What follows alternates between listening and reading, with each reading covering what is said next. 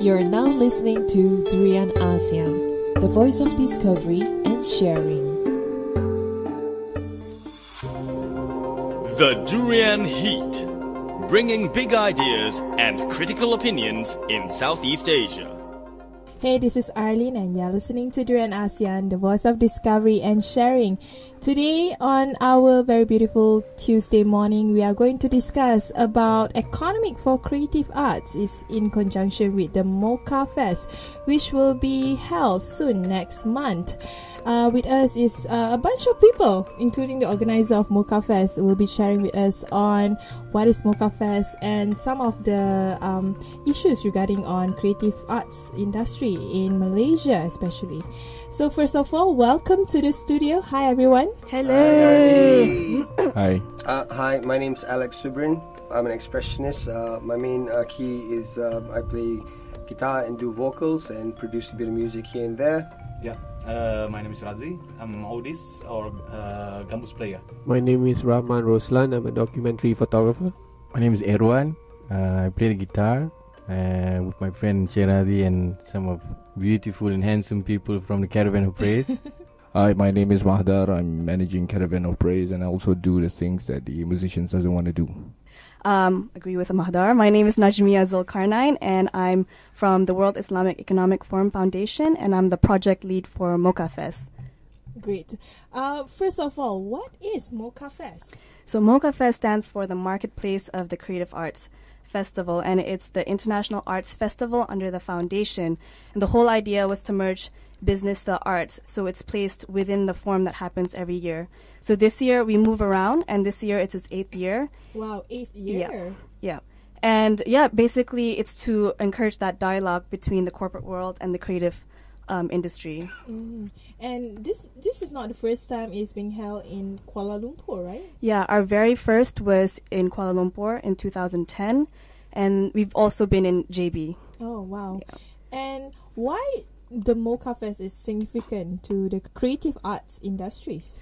I think there's a huge gap, and I think the artists here can agree amongst us and the support with the corporate world. And there's a lot of gaps when we talk about funding and avenues and also perceptions. So we decided that this was a good time to bring a lot of international artists, both established and young emerging talents, to come together and really not beyond exchanging culturally and creatively to talk about the current issues within that they struggle with. And you also bring in a significant number of local creative people here, including the ones that we are doing today. Yeah, I mean, just to mention a few, here we have Subryn, Caravan of Praise, Rahman Roslan, who's a photographer. We're also going to be having Sulaiman Esa, a painter, Fairuz Sulaiman, a visual artist, visual and multimedia artist, and of course Najwa, she's going to be headlining in the concert. So that's just a few, and then we have 40 artists total from 20 different countries. It's a cross-cultural exchange. We've always emphasized that. So therefore, we do have a quota of bringing different nations to represent themselves. And if you notice, most of the artists that we have pre-selected for the content they have high influence of taking their heritage and tradition into their artwork. And you see this fusion because they're raised and they come from a Western background, so from the US, UK, but they are, say, Pakistani or from Azerbaijan. So you see this fusion, and then you get this fusion and you mix them up with artists from Malaysia and all over. So it's very experimental, and that's very interesting because it fosters relationship building, and they actually do exchange contacts and end up working together post the festival. How many artists from how many countries that will be part of this MOCAFest? 20 countries. Wow. Yeah. And if you can name some of it? Mauritania, France, Azerbaijan, the US, the UK, Russia, Italy, many more. I can't remember. And thinking about the theme of the MOCAFest, perhaps you can share more about it? So the theme this year is preservation of identity, and I think that's something that in Malaysia, it's a subject that's interesting to focus on because a lot of people forget their very own identity and heritage, and we've got amazing things that's rooted in our history to bring up a fusion of things, melting point of cultures here in Southeast Asia. I think most of the music, not trying to criticize or say anything bad about the music industry. I mean, like, I agree, Najmia, that we've got to produce all these sort of sounds that are very bounded, and we're restricted to do like pop rock and stuff like that. Whereas a lot of other people and artists, they've got other ways of expressing their music, and they're very deep about it, you know. So, and this is a great chance for them to express themselves, you know. But we don't see much of it coming out, because it doesn't really come out much on TV and stuff like that, you know. So I mean, like, collaborating and creating this scene makes it even more exciting and brings up more possibilities for all of us. I mean, there's so many great artists in Malaysia and undiscovered people, and unfortunately they're introverts and not extroverts. And it is true, because in this business you have to be out there speaking to people, but there are a lot of people who just they just don't want to talk about it, but they're amazing musicians. So, you know, I'm happy to be a part of this, in the sense, and like, all these people get to be discovered and their voices get to get heard. So I find the forum's topics quite interesting and intriguing. Perhaps you can share more about it. Yeah, so we have panel discussions, workshops, masterclass, and a sharing circle. This sharing circle is actually something new that we introduced this year, and it's kind of like an informal artist roundtable. Oh, really? And then the two topics is social entrepreneurship. How do we sustain our local artisans and artists? And on the next day, we have one which is on the creative workforce, improving perceptions, improving standards, therefore improving culture. So the creative workforce, we're really underpaid. Would you agree with me, guys? That's another session. Yeah, we will actually discuss about the creative industries here, the plights that a lot of the creative people here face later on in the discussion. Right now, we will put on the music and we'll take a short break. The Durian Heat, bringing big ideas and critical opinions in Southeast Asia. Hey, this is Arlene. You're back with me again on our Durian ASEAN, where we discuss issues on Southeast Asia. And of course, we discussed on the MOCAFest. Let's move on to the artists and also creative people that will be presenting or will be part of the MOCAFest. Yes. First of all, I want to touch on the artist Alex Subryn. Perhaps you can share more about what you do. Okay, I'm actually a computer software programmer by profession, and I was in Australia, but while doing that, I discovered that I do not like working in an office. And it's, like most of us, yeah? Sorry? Like most of us? Like most of us, and I was contributing to the Illuminati and the Masonic people, so I started busking on the streets of Perth. And then I moved on to Melbourne, and then I came back to Malaysia, got involved with the music industry, met a few people, got a few awards from VIMA, AIM, and now I play in clubs and I do shows for weddings here and there. And apart from that, I've discovered that I have the passion to deal with art. So I also do murals and also sell artwork like with raw iron. So that actually helps me funnel cash through to produce music that I like to produce. The songs that I used to do, that I do is like sort of like pop rock. I started off with that.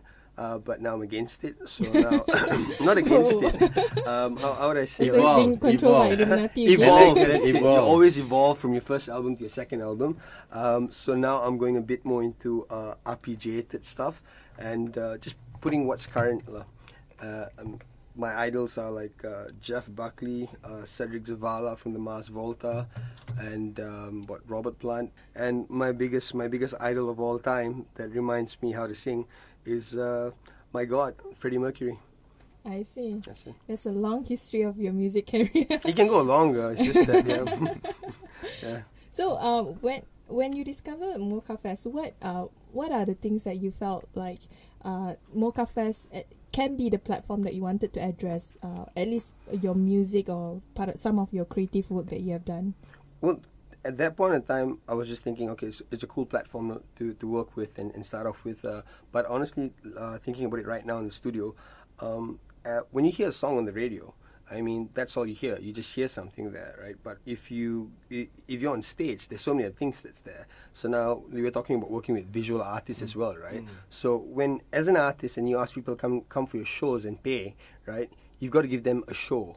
smokes, lighting, visual, performance. There's a whole experience involved. Exactly. That's what you want to sell, and that's what people used to do, and that's what we're missing out. It's just not like a few chords and I can sing well, or the best singer on The Voice or whatsoever. It's an experience that you put out there. So that's, and I'm really excited to meet people and just see the possibilities that can evolve from there. And also, I think music is an ongoing process, because the more input, I guess, with every musician and every expressionist, the more that you see and the more that you receive, that's where you get a better output.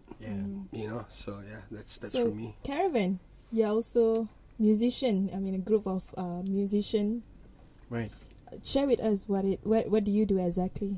Well, Caravan, there's, to be exact, 12 of us, and we got together about 1.5 years ago, and we actually do our individual stuff. Like me, I'm in a duo with Adib, and then there's Andy, Flop Poppy, and then Razie, and then we have a percussionist, and we also have another vocalist, Azhar Hilmi, and violinist Musanna from Syria.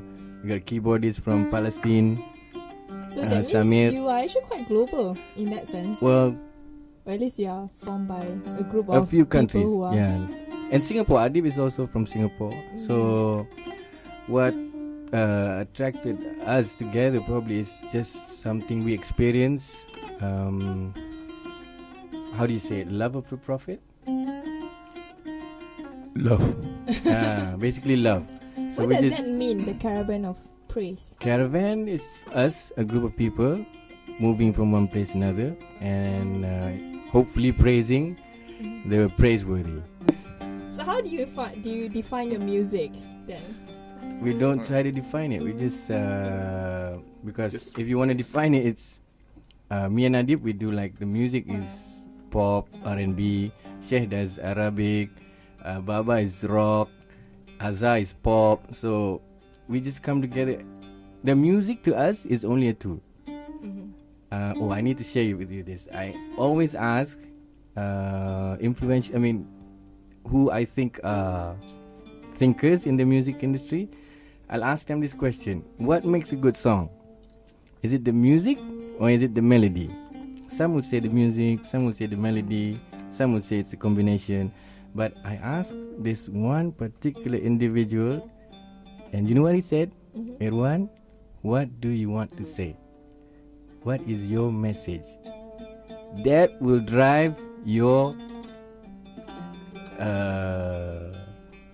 that would drive you when people don't want to listen to your music, when the money is not there, when the people don't like your melody. What do you want to say? So to us, it's the message. The music is only a tool. So when it comes to religious inspired music, is it well received by the larger community? Maybe either by Muslim, non-Muslim, or religious or non-religious people? I don't really like it. For us, I think I don't really know what is religious inspired music, because I think music is cultural. It's not religion. Because if you see Arabic music, like what's playing now, what Syech is playing, you see Arabic music and Greek music and Turkish music is all about similar. But it's all about praising the Lord? No, the music style, the melody, the way it's played, it's very similar. So it is a cultural, like what MOCAFest is trying to do, is that cultural exchange and influences that happens at different regions. So I don't think, me personally, that there's no such thing as religious music. Some people would like to sell that because it's a hot sell. It's sellable. It's if that's what the market want. But I don't think there's no such thing for me, for us. There's no such thing as religious music. Because you break it down. Music not supposed to do that. Music is supposed to bring people together. But when you say, this religious music, some say, that's your religion. That's your religious music. You know what I mean? So we listen to Qawwali, we listen to sitar and all that. We don't think that's Hindu music or Arabic music. We just say it's just music. It's just some musician putting all the right sounds together. Come together. So talking about creative arts, one of the area that people seldom talk about is photography. I mean, especially with the influx of Instagram and social media, the value of photography has somehow diminished. But we have our photography here. He's a photojournalist and documentary photographer, Rahman Roslan. Maybe you want to share more about it? About photography state in Malaysia, or and also your work as a photographer. No, well, about shit, Rahman. You about talk about shit. So, okay, let's start with what I do. I've spent 7 to 8 years doing news photography for international publications until last March. I stopped doing news just because I'm tired of news, because news has a very short lifespan, which is a day. After a day, it's no more news, and imagine doing that every day for 8 years. It's very tiring. So I have huge respect to news photographers out there. But so normally every day you capture Najib's photo, is it? Depends, because I work with the likes of, like, for example, I work with the New York Times. So if the news is worthy of American interest, then we'll cover it. So it depends on, I mean, everybody has their own agenda and their own mission. If you work with an Australian newspaper, anything Australia would be interesting for them. So you always have to have this mindset of what will be interesting for the crowd to see. And also you work with international time, so you have 3 working hours. So if you file the pictures to Germany, it means you have a little bit of time to play around, 6 hours behind. But if you file the pictures to Japan, you have to catch up. So they have a printing deadline. So it's very tiring, and it can be taxing. I don't know how people do it 20-30 years. So what happened was, throughout my journey of photography news, I found that there's another outlet called documentary, which gives you what news doesn't give to photographers, which is your own voice. So you are able to actually have an opinion, because news is all about reporting, but documentary, you can have your own voice. So I choose that now. I focus more on documentary, and I try to report on things close to my heart, which is, now I'm focusing more on Islam, because I think, I started with the title halal, because everybody, when I go, outstation, they say, "Oh, do you eat halal food?" So they thought halal is all about food, pork and chicken and blah blah. That's the general assumption. Yeah, and it's very, you'd be surprised how shallow people are, and including me. So, for me, if you have a question, you have to find the answer yourself. So it's like a journey for me to find the answer to my questions. So you are using photo to actually tell a story, and not just any story, but so you're trying to impart knowledge to the in a way, sharing. Not, there's 2 ways of photography. One is the photographer's experience with the subject. That one is, for me, it's a gift. I cannot tell whether the sun is going to be great or bad tomorrow. So whenever I step out of my house, it's a gift. A lot of people will say, "Oh, you have to plan this and that." But tell me, 8 years, 9 years in photography, you can plan all you want, but if it's going to rain, it's going to rain. So another part is when you finish the work, the subject, and you try to show it somewhere. It's amazing to see how people react to the work. For example, some of the work can be controversial, and some of the work can be really boring. Like, I went to France last month to show they have a photojournalism conference in Perpignan, south of France. For me, when I show a picture of a lady with a tudung-clad lady with a smartphone, it's totally normal for us. Like, we see that every day. But when I show it to an old editor, quite old it becomes a woman, she's like, subject, "Oh, this is interesting." I was like, "Why?"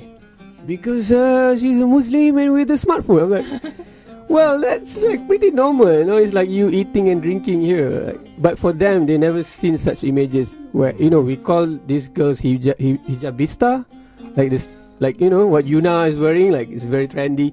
But for them, they don't really see that part of Muslim lifestyle in south of France. And they're quite surprised to see me sitting with them in a bar. It's like, "Oh, I thought you don't drink." But yeah, I don't drink, but I can sit here, right? Like, those kind of things. So for me, it's very interesting. And when you show this to Kuala Lumpur crowd, their reaction is absolutely different. They might not even glance at it. So yeah, that's the beauty of photography. You have you cannot control it. You can only push it out there and let people react to it. Interesting. And you as a photographer, is it hard for you to somehow, I guess, not the word market, but actually share your photo, your work to the rest of the people out there? Yes and no.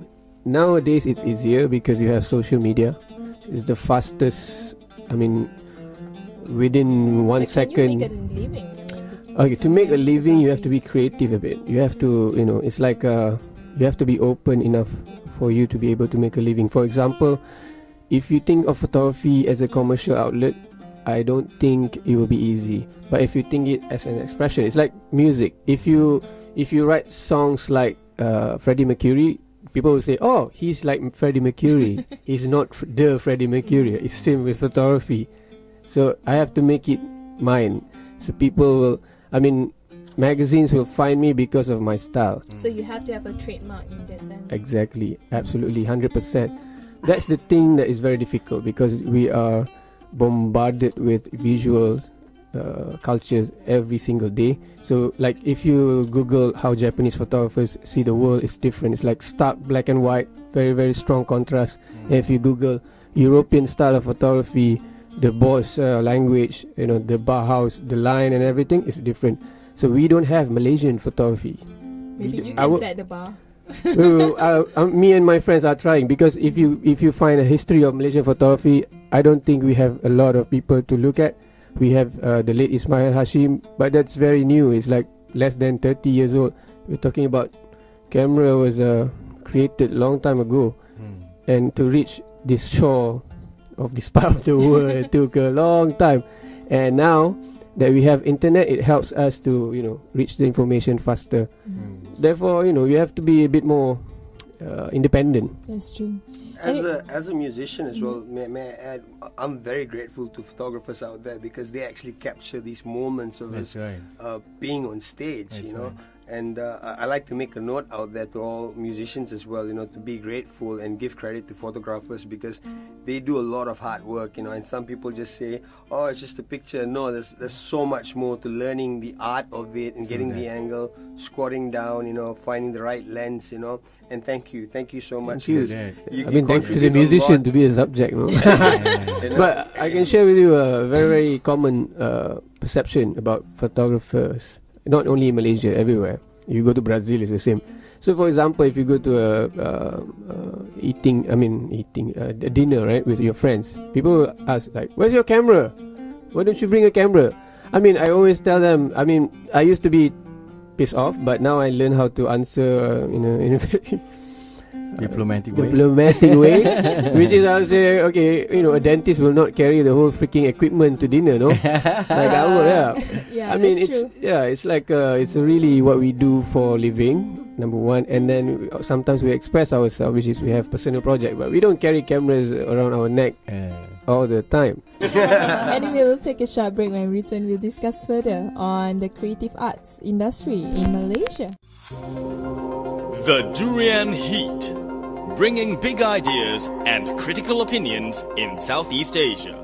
Hey, this is Arlene. We are back again at Durian ASEAN to discuss on the economy for creative arts. This is in conjunction with the MOCAFest. So, continue our discussion on MOCAFest. I think MOCAFest provide one of the essential key in creative arts that is in dire need right now, which is platforms and access for musicians, for creative people. And talking about creative arts, do you think in Malaysia, in the Malaysian context, do you think there's enough platforms and access for musicians to somehow promote their music or to sell their music, or not just music but arts in general? Perhaps we can have me or a musician. We can have our organizer here too. Oh, okay. In Malaysia, I think it's still quite new, but then you see this wave of a lot of entrepreneurs because you've got social media, so people can sort of brand and manage themselves. But overall, through our experience with MOCAFest and the numerous discussions we've had, we've always agreed that there is this barrier between artists and their communication and relationship building with sponsors or funders or investors. It's also the way you present yourself, and there's always this thing of understanding different expectations. An artist's expectation of maintaining their work's expression and integrities, it's not so easy to sell in terms of, okay, what is its value and what can it bring an investor. Mm-hmm. So there's this gap, and recently we've come to the conclusion that a role of an artist manager is quite essential to sort of merge the two. But when you want to talk about economy and trying to fill in the gap between creative arts and also how it can benefit the economy or even the artists themselves, it's not an easy topic to talk about, especially when artists have very strong feeling of strong sentiment towards their art. It's hard for them to actually say, hey, this is the value of my art. This is how I'm going to sell it in economic terms. Perhaps we can have... Yeah, so one of our panel discussion, which is a main focal point, is actually how do we evaluate and value the arts, the creative economy and the cultural economy, because it's both tangible and intangible. It's not purely profit-driven, so I don't think it's fair to say, and it depends on the genre as well, it's not fair to say that the value of that artwork or that song is how much people are willing to pay for it. But let's look at the social impacts and the other impacts of the work itself and where it plays a role in society at large. So this conversation of how do you define it, it's going to be discussed at the festival. So I don't have an answer for you, and I think that's to be discussed here in Malaysia. Yes, you can have coming from a musician's point of view, let's be transparent about it, right? Now, it's not. We first and foremost, we do not have a platform, because I've been arguing for this for a long time, because there are a lot of musicians out there who have their day jobs, right? Now, we should have a circuit around Malaysia. That means having a certain pub, a certain scene in every state where someone can actually do a tour from one state to another and just take off 3 months of their work and showcase their music and then maybe be discovered. But unfortunately right now with events and I'm not talking about MOCAFest, I'm just talking about other events, and let's not name them, they are actually looking at how much of pull that you can bring in, how much people you can bring in. So basically what musicians, this is for the newbies that they don't understand, 80% of the music industry is a business. So it's not that I have these 3 chords, this amazing song, boom, boom, boom, I'm going to make it. No, it's not like someone's going to come up and believe in you. It's basically how many likes and how many followings you have on your Facebook. So that's where it works. Even though how talented you are, and these agents, they only come along when you have been discovered on YouTube. If you're famous there, then they come to you, then they come knocking on your door. So really, I don't really see a platform here, and I think it's a lot about connections. In some certain cases, I think events are a bit biased to certain artists because they're not like, I believe in your music or whatsoever. I'm a bit lucky, but I do feel there are a lot of other musicians out there who are amazingly talented but do not have the opportunity, and they can't afford an agent. And do you guys think that the Malaysian market is too, I guess, polarized in that sense and doesn't really hit the spot? I mean, I give example of one Malaysian singer that actually went to China to pursue her music because apparently there's a larger market that consume her music. I mean, do you think that the platform in Malaysia is too small? Yeah, I do. I would have to agree because it's also the market, and I think Mahdar has experience with this. Even as event organizers, there's a lot of promotion to be done on our end to educate the crowd, because you can put on an amazing event with content there, with artists who have something significant to share, but will people come through, even if it's just 30 ringgit entrance? You know? So I'm not sure whether audience, we're there yet culturally to respond to the arts. Perhaps we can have... I would agree with Najmia, because in my line, it's the same people, every single exhibition, it's the same people, every single opening. And then they say it's short sendiri event, right? Short sendiri, and people bring their wives, their girlfriends, and that's it. So I think Malaysian also struggles with commercialism of artwork, and everybody. I mean, at the end of the day, it's quite sad for me when I'm still young in this industry. for me to see people who are experienced succumb to commercialism, because the work that they produce basically is because of the demand. So let's say some guy drawing durian for 10 exhibitions in a row. I said, why do you keep on drawing this durian? You have nothing new to do? And then he said, like, oh, because it's still in demand, and why not? So, you know, it's a struggle for us, even as photographer or musician, whether to do a song commercially, to take commercial photography, or to express ourselves and wait for the stars to fall on our lap. Exactly right. Falls on our stars. So what we need actually is someone to help us to do the marketing, but not to market our artwork or our art to a commercial market, which fits certain shape, but to actually create. If they don't have one, create one for us. You know? That's right. For example, how we can appreciate the music of the Indonesians. You know, we go to Bali, we listen to them, and we know it comes from Bali, like gamelan, right? We know it's Balinese gamelan because it was marketed with the originality and blah, blah, blah. And we know in photography, we know it comes from Japan because that's how Japanese photography is associated with. So we don't have that. I mean, I hope someone that has the right power or the right financial capabilities can come up with something to help us find that common ground or in a balance. If you have this platform right now, if you study it right now, in a few years' time, we're going to get somewhere. Everyone's going to get somewhere, and we're going to be known on the map because people are willing to pay for international artists and put down the red carpet for international artists. But if we go overseas to their countries, do we get the red carpet? Do you understand what I'm saying? So that's that mental block that we have there, actually. So it should start now. Someone should start doing it, actually. And for the Malaysian consumers, creative consumers, do you think we are too either Eurocentric or Western-centric when it comes to the stuff that we consume? Like, we would pay hundreds or even thousands of ringgit just to get a seat on the front row to watch Mariah Carey or some international artists or international even creative people, not necessarily musician. But we won't even pay 30 ringgit for a cover charge for music performance.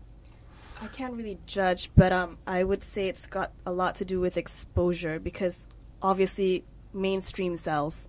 And I think it's another level here in Malaysia because there's not enough exposure amongst the mass, you know. That's my personal opinion, but... Preserving? What was the theme for our preserving there? So the theme for MOCAFest is preservation of identity. This is what we want to highlight. This is what we want to market. Beautiful. And show that, you know, there's a lot more to share within ourselves. We don't need to look out to the West. Nice. That's Syech Hamzah Yusuf, I think we had him here a while back. He's how do you say it, babe? He's an American scholar, Syech Hamzah Yusuf. So somebody asked him, how does he deal with the problems in America? And he said, you'll know soon enough, because your culture is heavily influenced by American culture. But then again, he said, you still have the orangutan. Meaning, don't lose it. Okay. Don't lose your identity. Don't lose it. Even if yes, we are heavily influenced. We listen, we idolize, we listen, we inspired by those the artists in the West. But we also have our own identity. So, and it's funny because people from outside of Malaysia are willing to pay thousands for some of the original works, old original works. They fund for the research of Jawi script, for example. But Malaysians, you know, they're not that interested. So a lot of it goes along on the line of awareness and educating oneself about our local culture and how it's marketed. Exactly. Yeah, you know, like how we market and promote it. It's quite sad because, for example, it's very easy for me to get a residentship in London compared to in somewhere in Malaysia. Can you imagine? You know, like in London, which I don't know, maybe 10 people, but it's very easy. You Google, there's thousands of residency there. You can apply, and they actually reply to you. They give you a call and have a discussion. Okay, let's go. In Malaysia, you Google, maybe very few. I mean, photography. You're talking about photography. There's no even budget for it. I think the budget has a lot to do with the the raise of the toll prices lately? No. Yeah. We'll leave our budget discussion later on. So for example, right? Just an idea. I don't know. Yeah, for example, Sheikh Maktoum, from Dubai, right, has this competition called HIPA. It's the largest competition in the world in terms of price. It's 100,000 euro, if I'm not mistaken. And can you imagine why do they choose photography to come up with such a big price? There must be something, right? And it's interesting to see that he founded this foundation to support photography around the world. Where else Dubai is not known for photography, and it's pretty boring there. It's like there's not much compared to Malaysia. I'm telling you. For example, National Geographic, if you Google pictures of Malaysia, the last one you will see is about illegal logging back in 1994.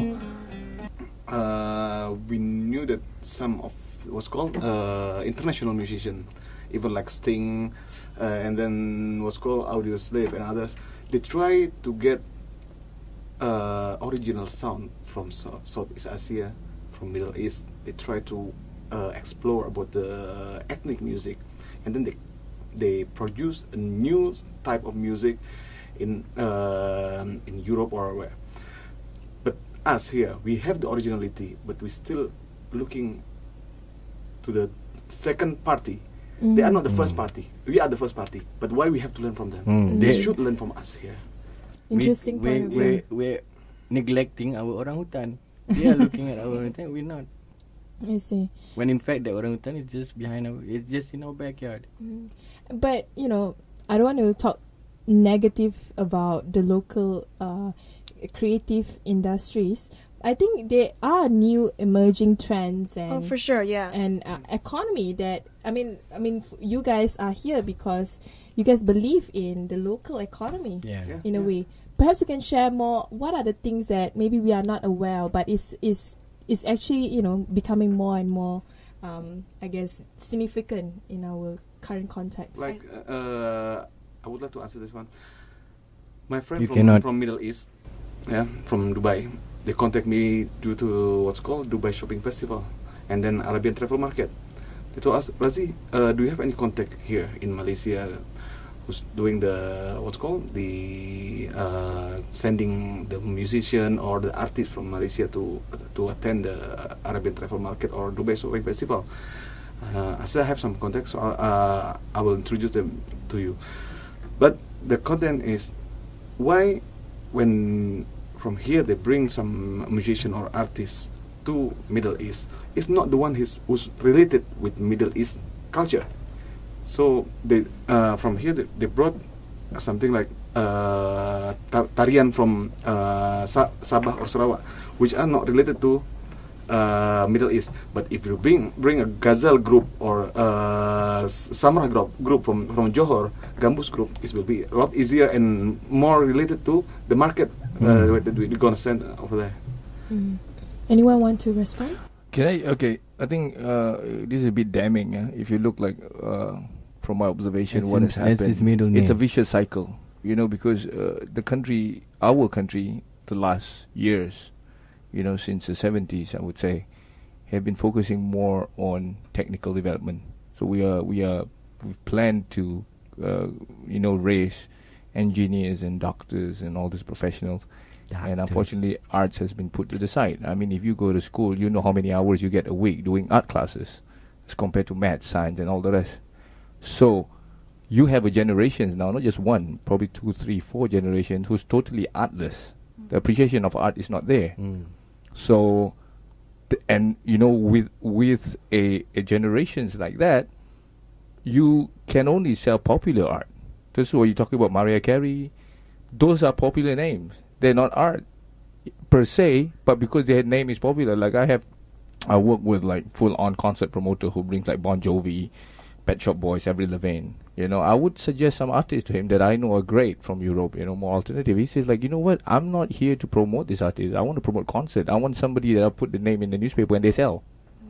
So that's why, and because we have generations that have not been given real art education, so the appreciation for art is not there. You can't blame them totally because they just have no fine art appreciation. So whatever comes out, and I'm sorry, I mean the movie industry is going to hate me for this, but look at the Cerita Rama and all that. That's coming, all our tele movies. It's moronic.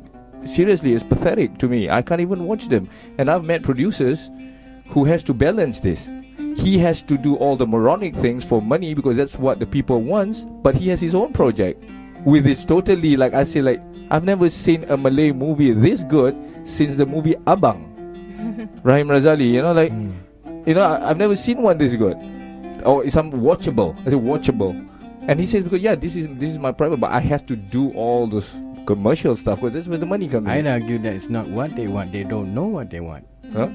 I'd argue that you said that they have to produce it because it's what the people want. I'd argue that they don't know what they want because they've been somehow told that this is... You mean the viewer, right? That's what I mean. That's the lack of art education. So how do you appreciate fine art when we're not taught about art at the first place? I mean, just an example, in university, I was from the arts department.